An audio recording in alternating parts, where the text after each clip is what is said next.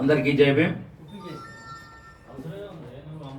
ఇక్కడ విచ్చేసినటువంటి మా మాల సంఘాల నాయకులకి, మా యొక్క సమస్యలను ప్రజల దృష్టి తీసుకోవడానికి వచ్చేసిన పత్రికా విలేకరులందరికీ కూడా నూతన సంవత్సర శుభాకాంక్షలు తెలియజేస్తూ, ఈరోజు మీ అందరికీ కూడా తెలుసు, ఈరోజు మేము గత ఆగస్టు నెల నుండి మాకు జరిగిన అన్యాయం మీద, మా జాతికి జరుగుతున్న ద్రోహం మీద మేము అనేక సార్లు అనేక విధాలుగా ఈ ప్రభుత్వానికి శాంతియుత పద్ధతిలో మొరపెట్టుకున్నాం.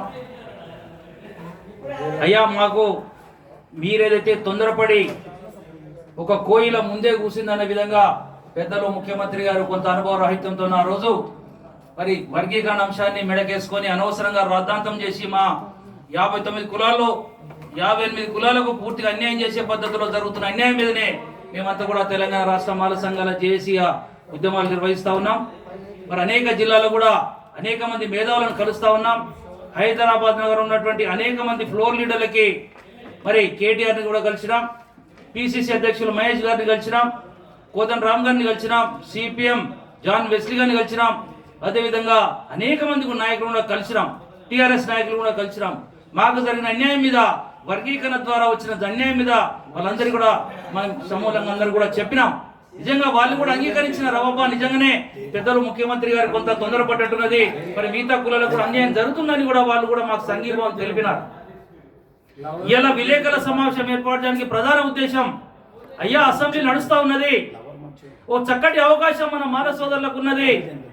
పెద్దలు మాల కోటాలో మంత్రి పదవిని పొందినటువంటి మనందరి త్యాగాల వల్ల ఈ ప్రభుత్వాన్ని భయపెట్టించి ఈ ప్రభుత్వానికి మాలలు తెలియజేసి గతంలో 10 లక్షల మందితో హైదరాబాద్ నగరంలో పర్యటనలో సమావేశం ఏర్పాటు చేస్తే దాంతోనే మనకు మంత్రి పదవి వచ్చింది. మా పెద్దలు వివేకన్న గారికి మంత్రి పదవి వరించింది మన త్యాగాల వల్లనే మాట ఈ రాష్ట్రంలో ఉన్నటువంటి అన్ని సంఘాలకు, అన్ని ప్రజలకు కూడా తెలుసు.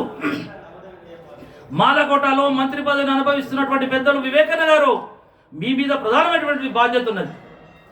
ఆ రోజు ఏ ఉద్యమం ఏ కాజ్ కోసం అయితే మనం పోరాటం చేసినామో, మనకి ఏ అన్యాయం జరుగుతుందని పోరాటం చేసినామో, ఈ ప్రభుత్వాన్ని నిలదీసినామో, ఈ ప్రభుత్వం మీద పోరాడామో, దాని ఫలితమే పెద్దలు వివేకన్న గారికి ఈ రాష్ట్రంలో మాలకోటలో మంత్రి పదవి వచ్చిందన్న మాట ప్రజలందరికీ కూడా తెలుసు.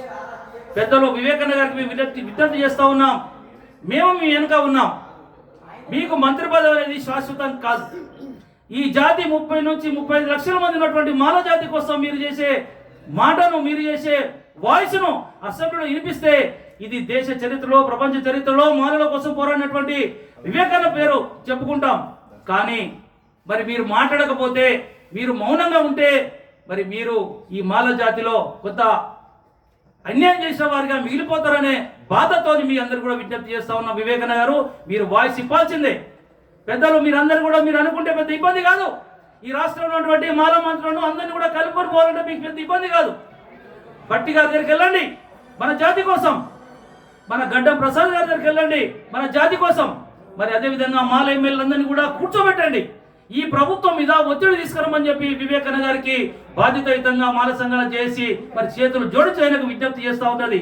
మనకు మాల జాతి అంతరించిపోతా ఉన్నది, మాలలకు అన్యాయం జరుగుతూ ఉన్నది, మాలలకు ఉద్యోగాలు రాకుండా పోతా ఉన్నాయి, మాలలకు ఉనికి లేకుండా పోతా ఉన్నది, రిజర్వేషన్ ఎత్తేసే పరిస్థితి ఉన్నది అని మీకు ఈ వేదిక ద్వారా హైదరాబాద్ బషీర్బాగ్ ప్రెస్ క్లబ్ ద్వారా వివేకన్న గారికి మేము తెలంగాణ రాష్ట్ర మాల సంఘాల జేఏసీగా చేతులు జోడించి మీ అందరూ కూడా వినమ్రతతో విజ్ఞప్తి చేస్తూ ఉన్నాం. మాల జాతి ఉనికి కోసం ఈ 2 రోజులు జరిగే అసెంబ్లీ సమావేశంలో మీరు ఒక్క మాట కనుక ముఖ్యమంత్రి మీద మాట్లాడితే తెలంగాణ ఉన్నటువంటి 30 లక్షల మంది మాలలు మీకు వచ్చి మీ ఫోటోకు క్షీరాభిషేకం, పాలాభిషేకం చేశారనే మాట వివేకన్న గారు గుర్తుంచుకోవాలని చెప్పి విజ్ఞప్తి చేస్తూ ఉన్నాను.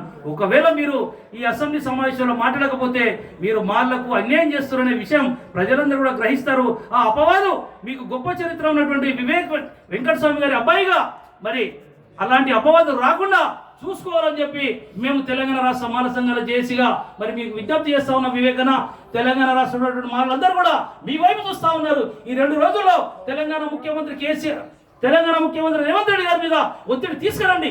ఒత్తిడి తీసుకొస్తే కొంత ఆయనకు ఇబ్బంది జరుగుతున్నది, కానీ లక్షలాది మంది మాలలకు న్యాయం జరుగుతుందనే మాట మరొకసారి తెలియజేసిపోయే రోజుల్లో ఏదైతే మాలా సంఘాలకు మన 58 కులాలకు అన్యాయం జరుగుతున్న విషయాన్ని మా భాస్కర్ గారి నాయకత్వంలో, అదేవిధంగా మా రామచంద్ర గారి నాయకత్వంలో పెద్ద ఎత్తున పోరాటాలకు సిద్ధంగా ఉండాలని చెప్పి ఈ వేదిక ద్వారా తెలంగాణ ఉద్యోగులకు, మాల సంఘాలకు విజ్ఞప్తి చేస్తా ఉన్నాం. జై మాల.